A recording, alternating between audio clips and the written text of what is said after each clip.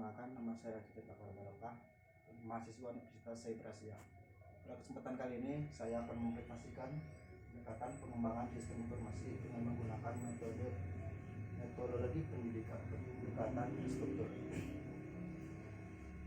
Presentasi ini saya lakukan untuk memenuhi kegiatan ujian tengah semester pada mata kuliah Teknologi Informasi.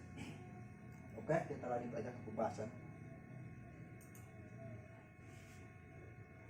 Jadi berdasarkan metodologinya, pengembangan pendekatan informasi terbagi ke dalam dua bagian. Yang pertama adalah pendekatan klasik atau classical approach.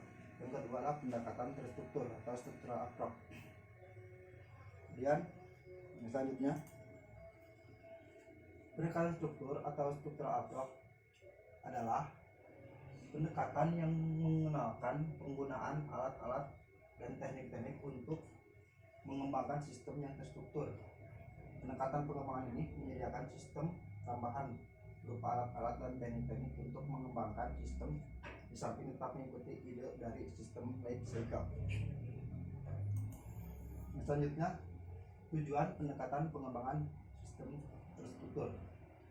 Yang pertama, agar pada akhir pengembangan perangkat lunak dapat memenuhi kebutuhan user. Kemudian dilakukan tepat waktu, tidak melampaui anggaran, biaya, mudah dipergunakan, mudah dipahami, dan mudah dirawat. Teknik terstruktur merupakan pendekatan formal untuk memecahkan masalah-masalah dalam aktivitas bisnis menjadi bagian-bagian kecil yang dapat diatur dan berhubungan untuk kemudian disatukan kembali menjadi satu satuan yang dapat digunakan untuk memecahkan suatu masalah. Kemudian selanjutnya, dalam hubungannya dengan penggunaan sistem informasi dan software, aplikasi sistem informasi terstruktur terbagi menjadi 3 bagian. Yang pertama adalah pemrograman terstruktur, adalah program yang berorientasi kepada teknik yang digunakan untuk merancang dan menulis program secara jelas dan konsisten.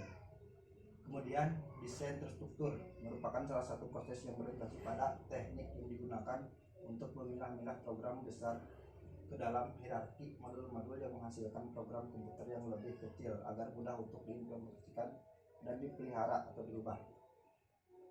Kemudian selanjutnya, analisis terstruktur modern merupakan teknik yang berorientasi pada proses yang paling populer dan banyak digunakan dewasa ini. Selanjutnya adalah ciri-ciri utama yang mendukung pendekatan terstruktur. Yang pertama, merancang berdasar modul atau modularisasi, yaitu proses yang membagi suatu sistem menjadi beberapa modul yang dapat beroperasi secara independen. Kemudian yang selanjutnya, bekerja dengan pendekatan top down dimulai dari level atas secara global, kemudian diuraikan sampai ke tingkat modul rinci. Kemudian memanfaatkan alat-alat pemodelan menggunakan model untuk menjelaskan berbagai sistem, subsistem untuk ditelaah dan dievaluasi oleh pelanggan dan pengembang sebagai alat komunikasi, eksperimentasi atau prediksi.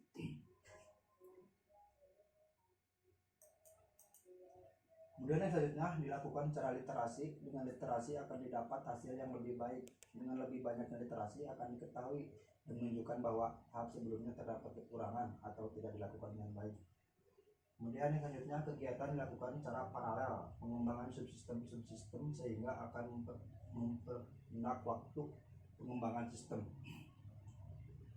Kemudian menggunakan CASE atau Computer Aided Software Engineering, memungkinkan analisis dapat membangun sistem dan menghasilkan executable secara otomatis.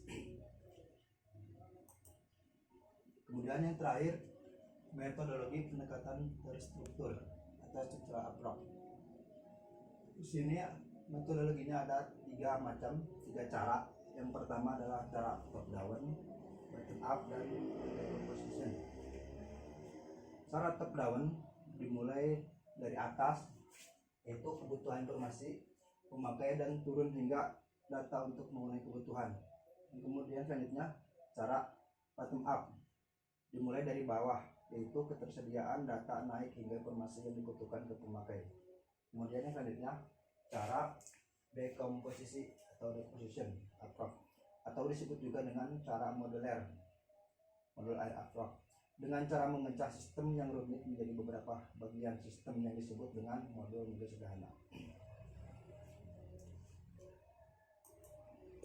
Oke, mungkin demikian materi dari saya. Untuk selanjutnya mungkin saya ucapkan terima kasih kepada yang telah membantu saya untuk menunjukkan ini, karena ini adalah tugas ujian tengah semester. Mohon pada Bapak dosen untuk bisa menilai saya karena saya masih dalam tahap belajar. Mohon maaf dan mohon dimaklum. Assalamualaikum warahmatullahi wabarakatuh.